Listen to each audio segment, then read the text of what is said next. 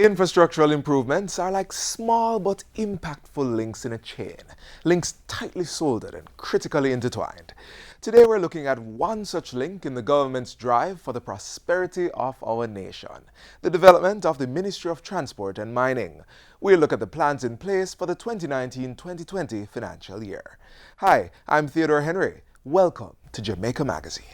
Did you know that the EU has been doing a lot of work in Jamaica? The EU provided some 23 billion Jamaican dollars to help people living in sugar-dependent areas. This means new houses for sugar estate workers, rehabilitated roads, improved schools, health centers, vocational training, business grants, and a wide range of action to improve the lives of people in sugar-dependent areas. Life sweeter for you with the EU.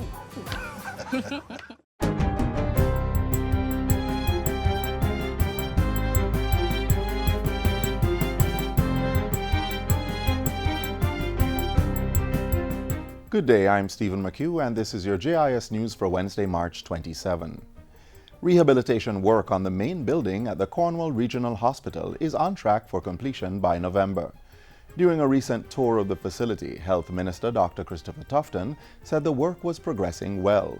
$3.5 billion is being spent to repair the roof, ventilation system, and other infrastructure at the Type A facility. An oncology suite is also being constructed and equipment being bought to improve diagnostic services. We're doing everything that we can. We're doing it right this time. We're not patching up the place. We're doing a major overhaul.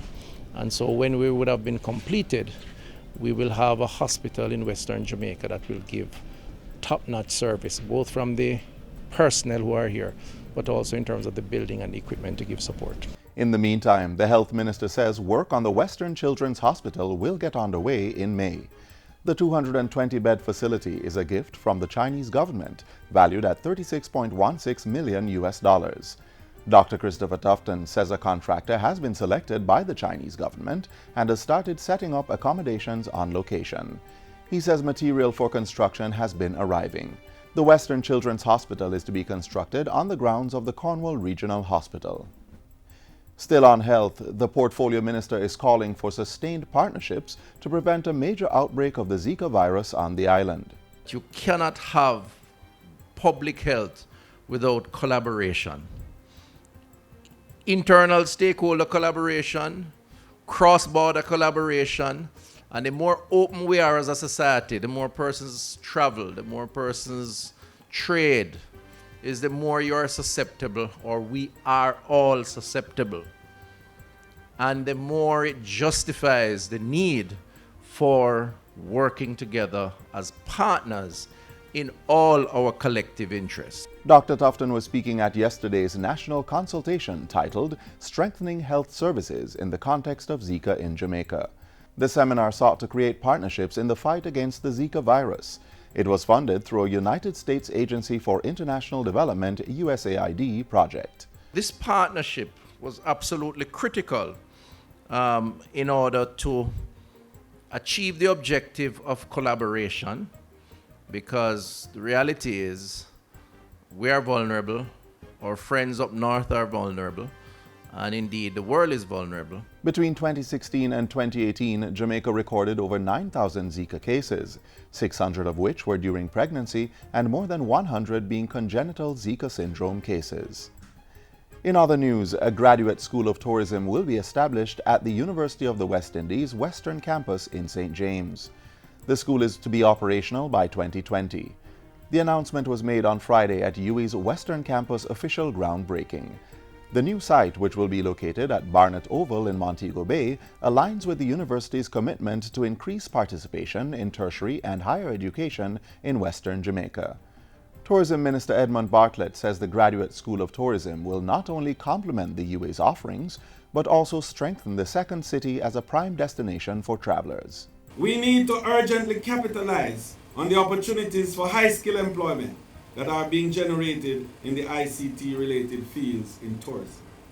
The growth of non-traditional markets in Europe, Asia, and Central America will require increased focus on cultural studies and the development of competencies in various languages.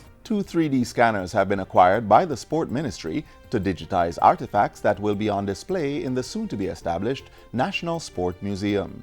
Portfolio Minister Olivia Grange says a virtual museum will be in operation before the physical structure is built. For the time being, the scanners will be used by the Institute of Jamaica and the National Library of Jamaica, which will be holding them in safekeeping for the museum. The minister was speaking yesterday during the ministry's Digital Asset Workshop at the Creative Production and Training Center. She says there are plans to stage periodic exhibitions of the artifacts that are now in the National Sport Museum collection. Some of the items being digitized are a replica of the London 2012 Olympic torch, a pair of Veronica Campbell-Brown's running shoes, 2 ice hockey pucks, a baseball cap, and the competition suit of Namibian 200-meter star Frankie Fredericks. And finally, government and opposition leaders have expressed sadness at the passing of veteran broadcaster Durine Samuels. Ms. Samuels died yesterday after battling cancer. She was 59 years old. In a release, Prime Minister Andrew Holness said Durine shaped the lives of so many who grew up listening to her on morning radio. Mr. Holness said her sincerity, integrity, and significant contribution to broadcast media was unparalleled. Meanwhile, Culture and Gender Affairs Minister Olivia Grange described Samuel's work on radio and television as outstanding and exceptional. And for his part, Leader of the Opposition, Dr. Peter Phillips, remembered Ms. Samuels as a person of warmth, fairness, balance, and basic decency, which mirrored the best of who we are as Jamaicans. Durine Samuels entered the field of broadcasting in 1981 and was well known as a radio and television personality with the RGR Gleaner Communications Group. And that's it for JIS News Today. I'm Stephen McHugh. Thanks for watching.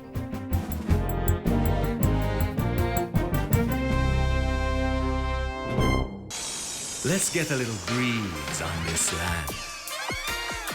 All right. Now let's get some bounce in the rhythm. All right.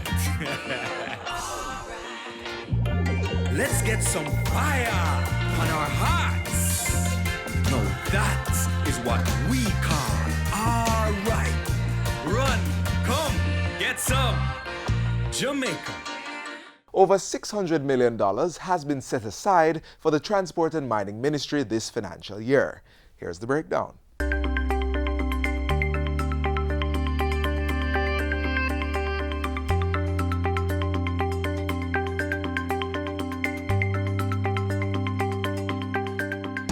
Better days are ahead of us. I am confident of that. And those better days in transport and mining are being facilitated by the flow of $10.6 billion. This includes $338.68 million that the ministry expects to earn.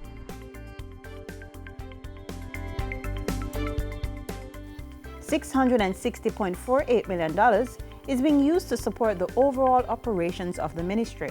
This is the sector that drives the economy. This is the sector that is driving us into the prosperity we deserve as a nation and as a people.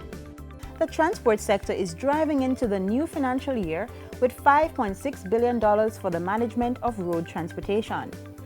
This includes $369 million for the Island Traffic Authority's operating expenses, as well as $20 million in subsidy to the National Road Safety Council. The Road Safety Unit is also getting $33.3 million to fulfill its mandate of reducing road traffic casualties. The majority of the road transport allocation, $5.19 billion, will provide a subsidy to offset the operating expenses of the JUTC. $56.26 million to support the operating expenses of the toll road. Jamaica, particularly Montego Bay, is not just a tourist destination, but also a very important venue for matters of the sea. As you may recall, the city has significance in the regulation of international maritime transport, being the place where the United Nations Law of the Sea Convention was signed in 1982. $385.56 million will go towards shipping, ports, and lighthouses.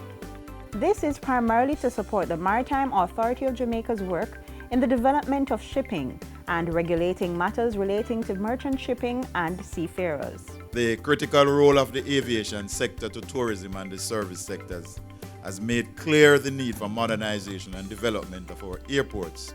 So $3.65 billion is budgeted for the Jamaica Civil Aviation Authority. We want to assure persons in the mining industry that mining's better days are ahead. Under the minister's watchful eyes, this year $222.5 million will be spent on the mining sector. This includes $52.3 million for the inspection of mines and quarries, along with $4.76 million for quarry zoning services. The ministry will also continue its metallic and non-metallic minerals exploration, with over $19 million budgeted for this. $500,000 from the Consolidated Fund is budgeted to execute the Trifold National Transport Repository Project. This comprises the Transport Statistic Database, Transport Research Databank, and the Geographic Information System Database. Work on the repository is to begin in April 2019 and conclude in March 2021 for a total cost of approximately $1.7 million. What we must watch is our duty, and our duty is to serve the people of Jamaica. The Ministry of Transport and Mining is driving ahead this financial year with firmly planned ideas.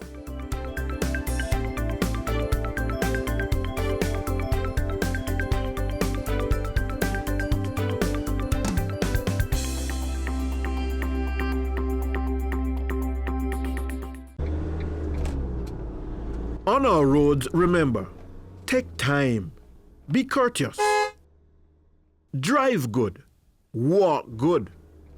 Don't drink alcohol and drive. Don't drive tired or sleepy. Don't tailgate and don't overtake unless it is safe to do so. And always drive at a speed which will allow you time to stop quickly and safely. Let's keep it safe on our roads. And on more transport developments in the island, government has embarked on an initiative dubbed X Marks the Spot. The aim is to make sure that roadways near schools are safer for students to use. Watch this.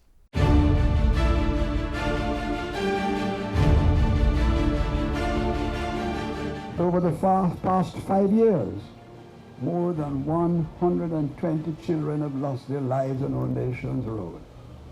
In addition to this, countless children continue to suffer from injuries that are directly related to traffic crashes within 100 meters of school zones over the past decade.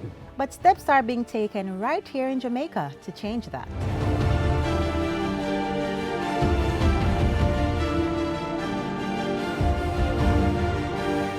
Yes, ma'am. Yes, sir. At the Azar Primary School we go. And using the pedestrian crossing is what we know. It's no show. Walking in a row is a good flow. But using the cell phone on the road is a big no-no. Using the sidewalk is a great start. It will prevent shattered body parts. Hazard Primary School is the first of 18 schools selected under the X Marks the Spot School Crosswalk campaign. And this is a collaboration with UNICEF Jamaica and FIA Foundation.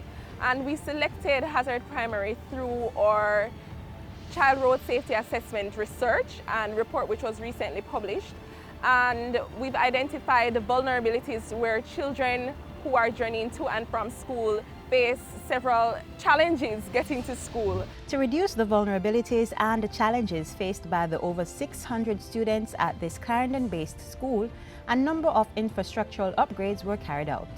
The Hazard Primary School was selected for this infrastructural upgrade, which includes a pedestrian crossing, bus lay-by, and the sidewalks to ensure the safety of the children attending this school. As it is now, they're already practicing, learning to use the walkways and the crossing, and the wardens are there to sort of help them cross the street. And I mean, overall, it's going to ensure that the children are a little bit safer. When the cars are bringing the students to school, they normally come over on the sidewalk where we are supposed to walk. So now we have the sidewalk that we can walk on, that they cannot come over on the sidewalk and kind of hurt us or anything. And that's not all. The school will get a facelift with beautiful artistic designs done by student volunteers from the Edna Manley College of the Visual and Performing Arts. We approached Edna Manley because we wanted to bring a little excitement to the project, so we thought art is a good way to spread messages. It translates well on social media because it gives us good visuals. We didn't want to take stock images, we wanted young people's ideas, and so we approached the school and they said sure they would be interested, and so they came up with these designs. These are their designs and the designs that will go on the sidewalk leading to the crosswalk. So they were interested, they came up with their designs and they're here painting away, and they will be working with us on all of the schools as we go forward. To conclude phase 1 of the project, 2 other schools will receive similar road infrastructural improvements, and before you know it, it will be time for phase 2. Over the next 3 years, we will be carrying out this work in 15 other schools on a phase 2 of X Marks the Spot. The projects cost approximately $1 million and was made possible by a number of sponsors.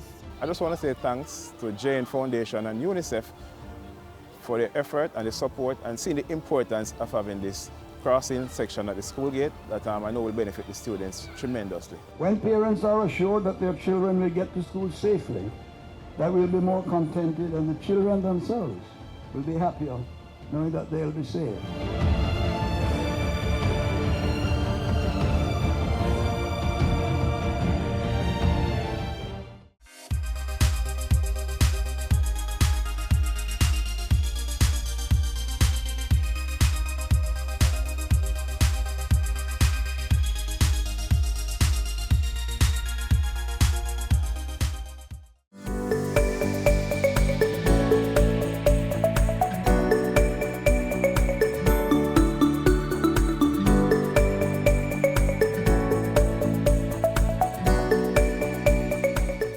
$110.6 billion has been earmarked this fiscal year to ensure that no child is left behind. A huge chunk of the money under the recurrent budget will go towards school improvement, youth development, children and family welfare services, and nutrition. Under the capital budget, infrastructural development projects are a top priority of the government this year. $143 million has been set aside to construct the last of 3 special education diagnostic centers in colleges across Jamaica. The others were established during the last fiscal year at the Sam Sharp Teachers College in St. James and Church Teachers College in Manchester. For this year, the design and construction of the 3rd diagnostic center will be completed at the College of Agriculture, Science and Education in Portland, and a consultant will be engaged to conduct an assessment for improving its wastewater system. Government will also be constructing additional classrooms in schools this fiscal year to alleviate overcrowding and end the shift system. The Papine, Norman Manley, Mount St. Joseph, Spanish Town, Westwood, and Sydney Pagan high schools are among those to get additional classroom space.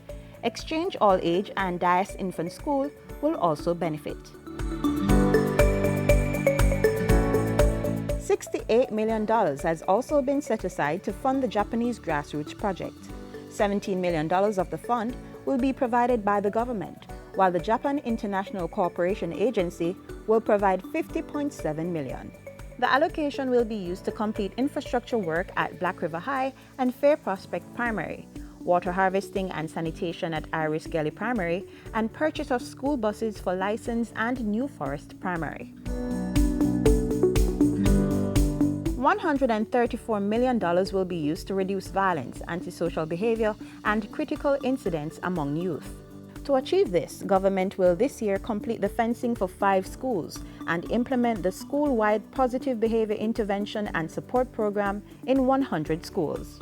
Money is also identified to roll out the revised health and family life education curriculum and establish 12 school-based homework centers and 12 school-based parenting places.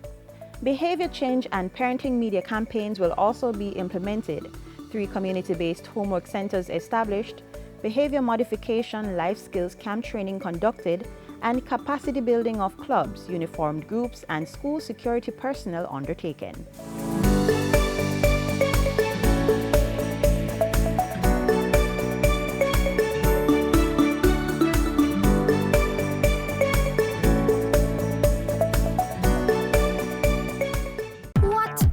little germs do.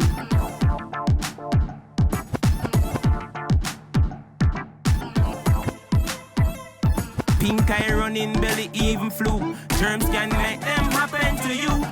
Put germs on our manners with these. Cover your mouth when you cough and sneeze. Always wash your hand with water and soap. Keep dirty hands from your eyes and your nose and your mouth. You don't want to be sick, take care. Practice every day, no germs round here. A message from the Ministry of Health.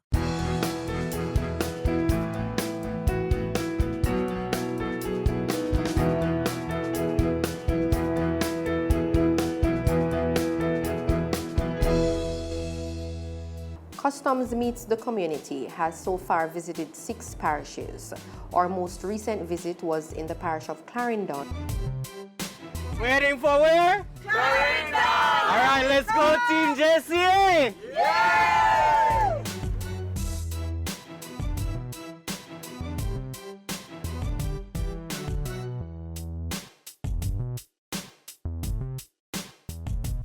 Welcome to the great parish of Clarendon.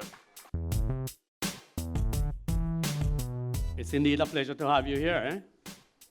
And when we heard that you are coming to Clarendon, we said, oh, that's such a good thing. Custom meets Clarendon. I must say that a lot of us don't know exactly what the roles of customs are, even though a lot of us travel through the airports and the ports, the seaports. You'll find that at every engagement, there's general information that we cover. This includes customs policies and clearance procedures. We also seek to include other border regulatory agencies in these sessions. Today we have partnered with the Post and Telecommunication Department, otherwise known as Central Sorting Office. The Jamaica Manufacturers and Exporters Association is also on this leg of the journey and will provide you with relevant information if you are in business and is interested in manufacturing or exporting. If you look at the Jamaica Customs mission, it speaks about 3 things. One of them is, it is our responsibility as customs to protect the border. The other thing that we are mandated to do as customs is to collect revenues. We do work on behalf of several ministries, departments, and agencies of the government of Jamaica. So when we are on the border and we're looking for guns and ammunitions and explosive firecrackers and all those things, we're not just doing it for customs. We're doing it on behalf of the Ministry of National Security. So as a gatekeeper, we do work on behalf of the Ministry of Health. When you get your medication and it comes in, who is it that is going to check to ensure that if you say you are importing Panadol? Who is it that checks to ensure that it's indeed Panadol that is on the labeling? It is a customs officer who will check. We always try to cover the importation of personal and commercial items, as we've realized that this is an area which affects all Jamaicans, whether you're an individual shipping a package or you're operating a business, small or large. What if I can't make it to collect my shipment? You write a letter of authorization to giving someone over the age of 18 permission to come and clear that shipment on your behalf. You take a copy of your passport, your driver's license, make a copy, and you also put a note, and you get that signed by a justice of the peace or notary public. For our Westmoreland engagement, we took a more inclusive approach by inviting members of our disabled community. The feedback was tremendous, and we continue this approach into our Clarendon engagement. The organizers recognize that persons with disabilities are valuable to their customer base as any other Jamaican, and so they have invested in ensuring that persons with disabilities participate in their community engagement, which includes providing for sign language interpretation for the deaf persons who attend. It is also noteworthy that there is a special presentation to the Maypen unit for the deaf, which is truly commendable.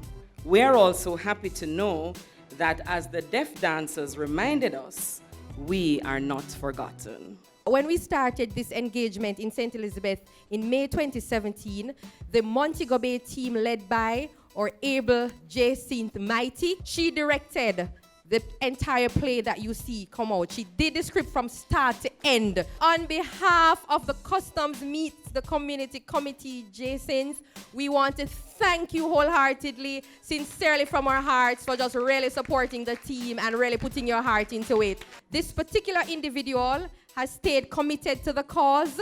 This particular individual has never said no and has always risen to the occasion. Mr. Sean Barrow, on behalf of the Customs Meets the Community Committee, you have just been so awesome from the get-go. Thank you so much, Sean. You've been awesome.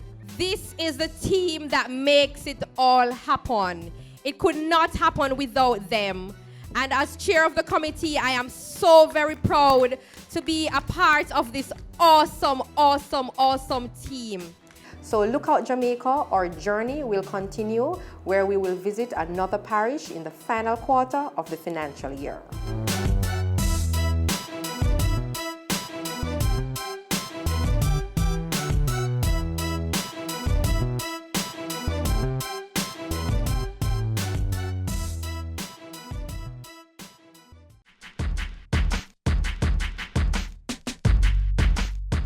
So you've seen the X Marks the Spot initiative to protect the nation's future.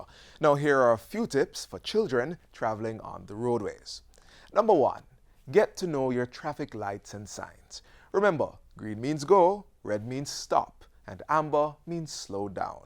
These lights are to direct the vehicles, not you. Number 2, stop, look, then look again, just to be sure before you cross. Number 3, be alert on the road and listen keenly. Sometimes you may hear a vehicle approaching before you even see it. Number 4, please do not play on the road. And number 5, always remember to use the sidewalk.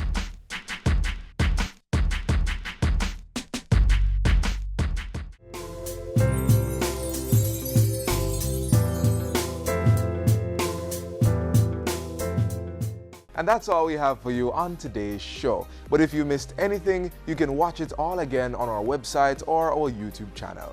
Don't forget to keep up with us via our Facebook, Instagram, and Twitter pages.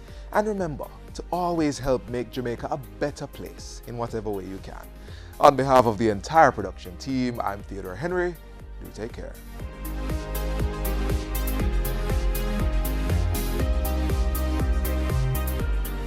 This has been a production of the Jamaica Information Service, the voice of Jamaica.